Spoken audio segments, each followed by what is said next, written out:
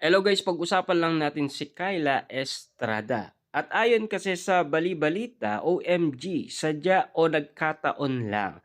Role ni Kyla Estrada sa movie Tunog Katniel Combo. At siyempre, ayon sa karagdagan bali-balita, kinikilig ang fans at supporters ng kapamilya star na si Kyla Estrada matapos i-reveal ang pangalan ng role niya sa Shake, Rattle and Roll Evil Origins, official entry na Regal Entertainment para sa 2025 Metro Manila Film Festival. Paano ba naman kasi DJ Catherine pala ang name niya rito, ha?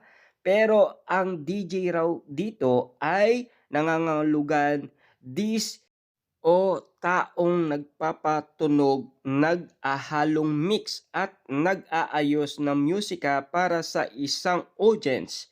Pwede sa radio, sa club, sa party o sa anuman event. Kinikilig ang fans at supporters ng kapamilya star na si Kyla Estrada matapos i-reveal ang nasabing pangalan. Kaya nga naman kasi karamihan ay talagang kinikilig nga naman kasi dito sa nasabi ng bali-balita sa atin. Ang bilis ng imagination ng mga netizens na mai-connect ito sa mag-ex na si Daniel Padilla at Catherine Bernardo o mas sumikat sa tambalang Katniel. DJ kasi ang nickname ni DJ. Abang ang Catherine, obvious naman na katunog ng Catherine. Isa nga sa mga social media page na nagbahagi ng post tungkol sa role ni Kyla ay Kapamilya Social Media. Sa comment section, nagpaayag ng napansin nila ang mga netizens bakit di pa ginawang Catherine.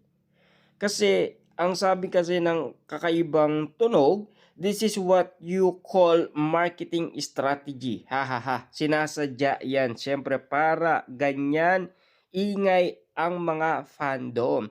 It's the remix. Ha ha ha. Galing ng strategy ha. Di ganon alata. DJ na Catherine pa. Ha ha ha.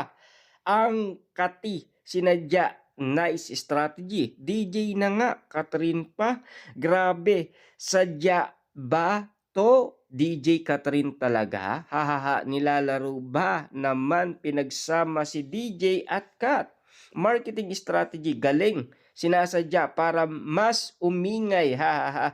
Sinasabi si Kyla ang bagong dinidate ni Daniel matapos ang kontrobersya na iwalayan nila ni Catherine Bernardo noong 2023 na para bang naging national issue ang atake. Pero kahit marami ng slighting kina DJ at Kyla sa mga date nila, in fairness nananatiling tikom ang bibig ng dalawa sa tunay na relasyon ng kanilang status. Nagkasama ang dalawa sa action serye na Incognito kung saan nanalo pa nga si DJ bilang Outstanding Asia Star dahil sa performance niya rito at talagang nagpakilig pa rin si DJ nang banggitin niya ang name Zoom ni Kyla sa last part ng speech niya nang i-acknowledge na niya ang mga nakasama niyang cast at production team dito. Anyway,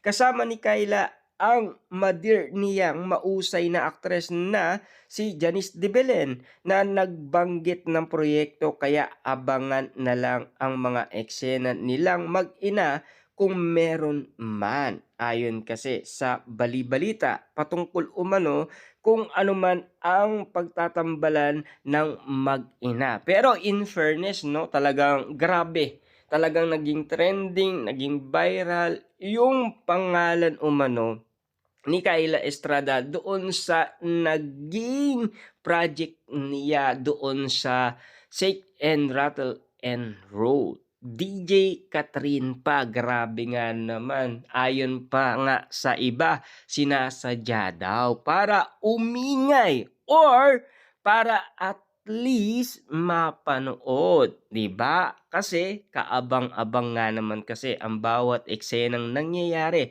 na alam niyo naman siguro ang bawat sitwasyon na ganitong usap-usapan talagang pagkakaguluhan ng mga netizens. Lalong-lalo na kasi nali-link umano si Kyla Estrada kay Daniel Padilla, na alam niyo naman kasi kinukumpara sina Catherine Bernardo at Kyla Estrada ngayon kung sino ang pinakamaganda, sino ang pinaka-sexy, at sino ang pinakamagaling umacting. Ika nga kasi ng mga Dilulo fans ni Kyla Estrada, si Kyla daw ang pinakamausay. Pero hindi naman patatalo ang mga Dilulo fans ni Catherine Bernardo. Malayo na daw ang nararating ni Catherine Bernardo kesa kay Kyla Estrada. Marami pa daw siyang kakainin bigas ayon kasi sa kanila. At least ayon sa iba, meron naman siyang Daniel Padilla na at least kitang-kita naman na talagang kinikilig na ngayon si Daniel Padilla kay Kyla Estrada ayon kasi sa mga netizens na talagang ayaw nilang magpatalo.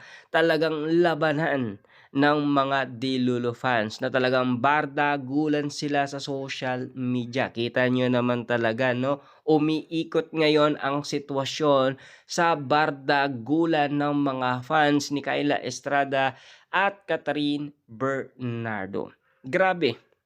Talagang kitang-kita nyo naman siguro na talagang pinaglalaban nila ang kanilang fans. Nang dahil lang naman kasi meron ng Daniel Padilla si Kyla Estrada. Nakitang-kita nyo naman siguro, kakaiba na ang ginagawa ni Daniel Padilla. Nag-matured na, kita nyo naman, no? Pero at least malaking bagay nga naman kasi ang mga nangyari last 2025, 'di ba?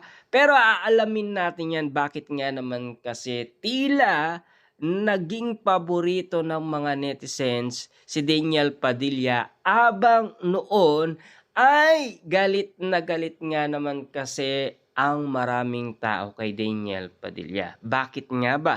Papaano nga ba nangyari na si Daniel Padilla ay nakabalik muli sa mga tiwala ng mga netizens, lalong-lalo na yung mga bumabatikos sa kanya noon, na tila ayaw na nila kay Daniel Padilla, na parang sinusukan na nila si Daniel Padilla. Pero take note, kita nyo naman Daniel Padilla nagpakitang gilas nga naman sa incognito. Talagang palaban na palaban, 'di ba?